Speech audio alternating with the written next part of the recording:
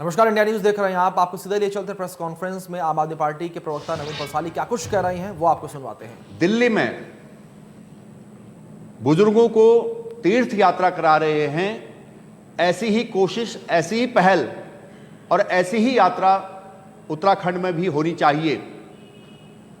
तो आपने देखा होगा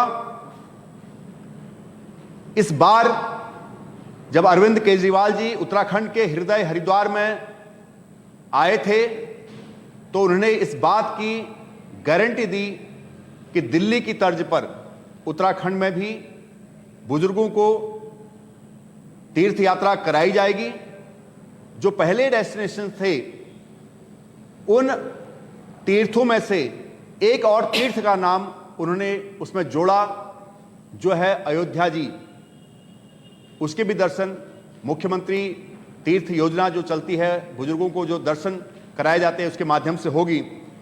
क्योंकि आप देखते हैं कि हम सभी की ये कोशिश रहती है, हम हो चाहे आप हो, सभी की कोशिश रहती है कि अपने माताजी पिताजी को एक बार जीवन में हम तीर्थ यात्राएं कराएं। पहले तो बार बार कराना चाहते हैं, लेकिन बहुत सारे कारण ऐसे होते हैं, बहुत सारी मजबूरियां ऐसी होती हैं जिनके चलते कुछ लोग इस सेवा से वंचित हो जाते हैं, अपने माता पिता को तीर्थ यात्रा नहीं करा सकते हैं। तो ऐसे में अरविंद केजरीवाल जी उन बुजुर्गों के लिए श्रवण कुमार बनकर आप देख रहे हैं दिल्ली में कितनी अच्छी शानदार यात्रा करा रहे हैं, जिसकी मिसाल दी जाती है। उस यात्रा में बुजुर्गों को एसी ट्रेन में ले जाया जाता है, ऐसे होटल्स में उनको ठहराया जाता है जो वातानुकूलित होते हैं। उनके साथ उनकी सेवा के लिए अटेंडेंट भी साथ में होते हैं। वो किसी भी व्यक्ति को, चाहे वो उनके ब्लड रिलेशन में हो या कोई रिश्तेदारी में हो, वो उनको अपने साथ ले जा सकते हैं। उन तमाम यात्राओं में जो खर्चा आता है उसको पूरी तरह से सरकार जिम्मेदारी के साथ वहन करती है और बहुत अच्छी सुविधा उनको देती है। और पूरा सरकारी तंत्र उनको ले जाने से लाने तक और घर छोड़ने तक पूरा उसमें इन्वॉल्व रहता है। तो लोग तब जाके खुश होते हैं और उसी आशीर्वाद का प्रताप है कि आज माननीय अरविंद केजरीवाल जो जनता के नेता हैं, जननायक हैं, दिल्ली में प्रचंड बहुमत से तीसरी बार सत्तासीन हैं और लोग उनको आज मुख्यमंत्री नहीं प्रधानमंत्री के रूप में देखना चाहते हैं। आज आप देखते हैं कि जहां भारतीय जनता पार्टी कांग्रेस संपन्न लोगों को समृद्ध बनाने की राजनीति करती है, वहीं आम आदमी पार्टी जरूरतमंद और समाज में आर्थिक रूप से जो कमजोर वर्ग है उनके उत्थान की राजनीति करती है। तो आम आदमी पार्टी का नजरिया और राजनीति करने का तरीका परंपरागत राजनीति करने वाले दल भारतीय जनता पार्टी और कांग्रेस से बिल्कुल भिन्न है। तो जो अरविंद केजरीवाल जी की तीसरी गारंटी तीर्थ यात्रा की है, उसके संबंध में मैं आपको कुछ जानकारी देना चाहूंगा।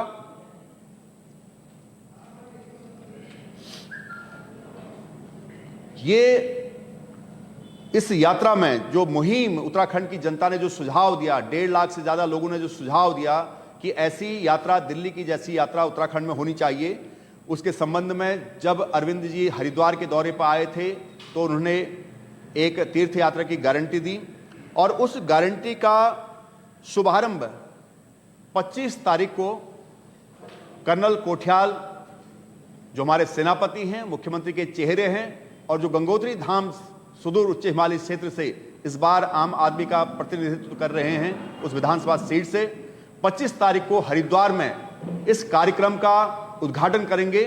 मैं आपको फिर से एक बार जानकारी दे दूं कि अरविंद केजरीवाल जी की तीसरी गारंटी जो मुफ्त तीर्थ यात्रा है, बुजुर्गों को जो यात्रा नहीं कर पा रहे हैं उनके लिए उत्तराखंड के लोगों द्वारा ही जो सुझाव दिया गया था, उस संबंध में जो तीर्थ यात्रा करने की घोषणा अरविंद केजरीवाल जी ने की, उसका विधिवत उद्घाटन रजिस्ट्रेशन का 25 तारीख को कर्नल कोठियाल जी हरिद्वार से करेंगे।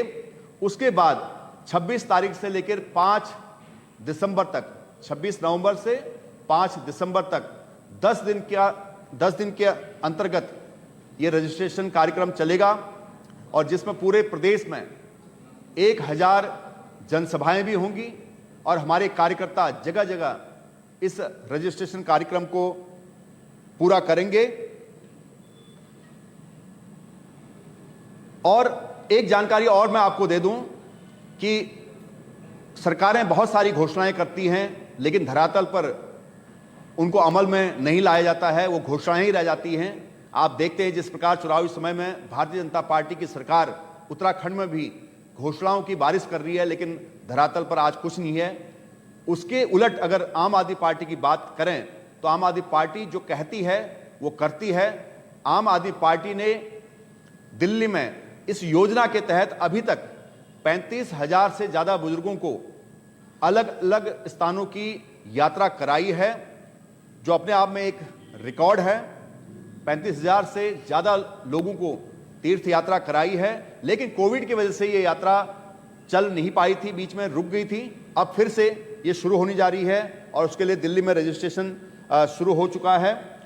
और मैं भारतीय जनता पार्टी को भी एक संदेश आज की इस प्रेस कॉन्फ्रेंस के माध्यम से देना चाहता हूं। जो धर्म को अपने राजनीतिक स्वार्थ के लिए हथियार बनाते हैं, मैं उनको कहना चाहता हूं कि धर्म राजनीति का और स्वार्थ सिद्ध करने का हथियार नहीं, बल्कि राजनीति एक साधन है धर्म की रक्षा करने के लिए भी और इंसानियत की रक्षा करने के लिए भी। तो मैं पुनः आप सभी का यहां पर आने के लिए आभार प्रकट करता हूं, धन्यवाद करता हूं। और जो विशेष जानकारी मैं फिर से एक बार आपके माध्यम से देना चाहता हूं कि अरविंद केजरीवाल जी की तीसरी गारंटी जो तीर्थ यात्रा की हरिद्वार में दी थी, उसकी जो आगे की कार्यक्रम है उसके रजिस्ट्रेशन के लिए 25 तारीख को हरिद्वार में कर्नल कोठियाल जी इसका उद्घाटन करेंगे और 26 नवंबर से लेकर 5 दिसंबर तक ये रजिस्ट्रेशन अभियान पूरे प्रदेश में चलेगा। इस दौरान 1000 से ज्यादा सभाएं होंगी और हमारे सारे कार्यकर्ता इस रजिस्ट्रेशन में अपना योगदान देंगे। बहुत बहुत धन्यवाद।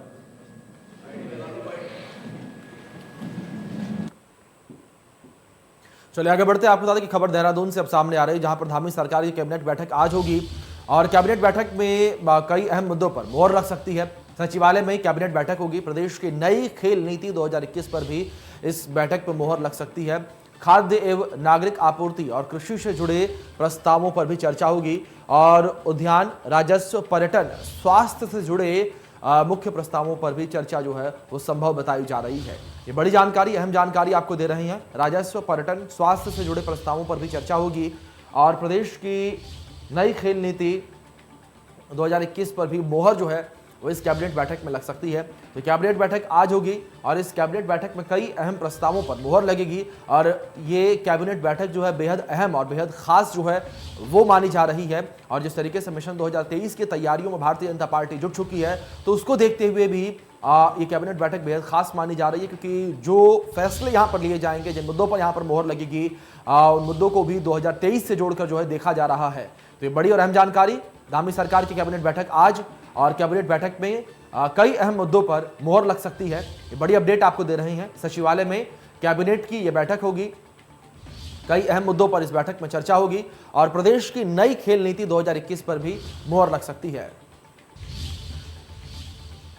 चलिए आगे बढ़ेंगे। आपको बता दें कि हल्द्वानी कांग्रेस के प्रदेश उपाध्यक्ष ज्योत सिंह बिष्ट का बयान सामने आया है। उन्होंने कहा है कि सरकार पिछले 5 सालों की नहीं गिना पाई उपलब्धि और परिसंपत्ति पर जनता को गुमराह कर रही है सरकार, और सरकार बनी तो हटाएंगे देवस्थानम बोर्ड। ज्योत सिंह बिष्ट ने यह बयान दिया है, बड़ा बयान है, और कहा कि खनन शराब माफियाओं के हाथों राज्य की जनता दुरुपयोग कर रही है और पूर्ण बहुमत से बनेगी कांग्रेस की सरकार, उन्होंने कहा है। ये बड़ी अहम जानकारी आपको दे रही है।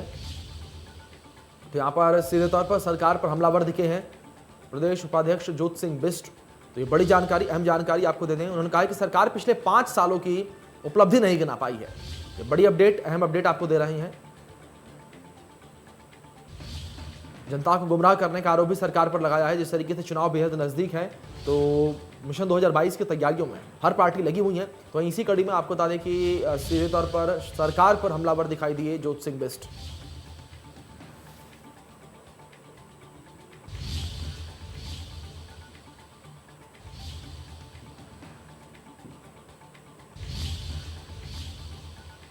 चलिए आगे बढ़ते हैं। आपको बता दें कि उत्तराखंड में चुनावी सरगर्मी बढ़ गई है। नेताओं की मुलाकातों में जो है सियासी मायने बदलने लगे हैं और पूर्व सीएम हरीश रावत की पूर्व सीएम त्रिवेंद्र सिंह रावत से मुलाकात हुई है।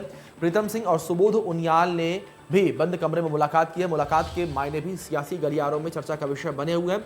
नेता प्रतिपक्ष प्रीतम सिंह बोले कि विकास कार्यों को लेकर काबीना मंत्री से मुलाकात हुई है और जिसके दूसरे कोई मायने नहीं निकालने चाहिए। तो बड़ी अहम जानकारी आपको दे रही हैं जो इस बीच सामने आ रही है। और इस मुलाकात को जो है वो विकास कार्यों को लेकर बताया गया है कि प्रदेश के विकास कार्यों को लेकर ये मुलाकात जो है वो हुई है और इस मुलाकात के सियासी मायने जो है वो नहीं निकाले जाने चाहिए। तो वहीं दूसरी ओर देवस्थानम बोर्ड के खिलाफ तीर्थ पुरोहितों का आंदोलन जो है वो उग्र हो चला है, जिसमें तीर्थ पुरोहितों ने यमुना कॉलोनी स्थित मंत्री आवास का घेराव किया है और सरकार के खिलाफ प्रदर्शन किया। तीर्थ पुरोहितों ने कहा कि सरकार अब तक उनके साथ छलावा करती आई है, जिससे तीर्थ पुरोहित और पंडा समाज में आक्रोश व्याप्त है। लेकिन अब तक तीर्थ पुरोहितों के आंदोलन का रास्ता जो है वो अख्तियार कर चुके हैं, जिसमें 27 नवंबर को काला दिवस मनाया जाएगा। और तीर्थ पुरोहितों ने कहा है कि अगर सरकार देवस्थानम बोर्ड को भंग नहीं करती है तो फिर आने वाले दिनों में आत्मदाह या जल समाधि जैसे कदम उठाने को मजबूर हो जाएंगे।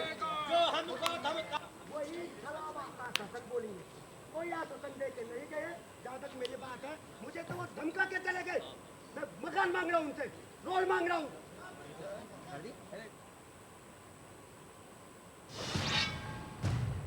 तो आगे बढ़ेंगे। आपको बता दें कि लैंडस्लाइड से विधानसभा दिलीप रावत का बड़ा बयान, विधायक दिलीप रावत का बड़ा बयान सामने आया है। उन्होंने कहा है कि नेता परिवार के लिए टिकट मांगे वो अनुशासनहीनता में आता है।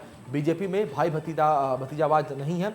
और दिलीप रावत ने कहा है कि ऐसे नेताओं के खिलाफ पार्टी को एक्शन लेना चाहिए, संज्ञान लेना चाहिए और परिवार के लिए टिकट मांगने वाले नेताओं को पार्टी से बाहर करना चाहिए। विधायक दिलीप रावत ने हरक सिंह रावत पर हमला किया। हरक सिंह रावत ने अपनी पुत्रवधू के लिए टिकट मांगा था।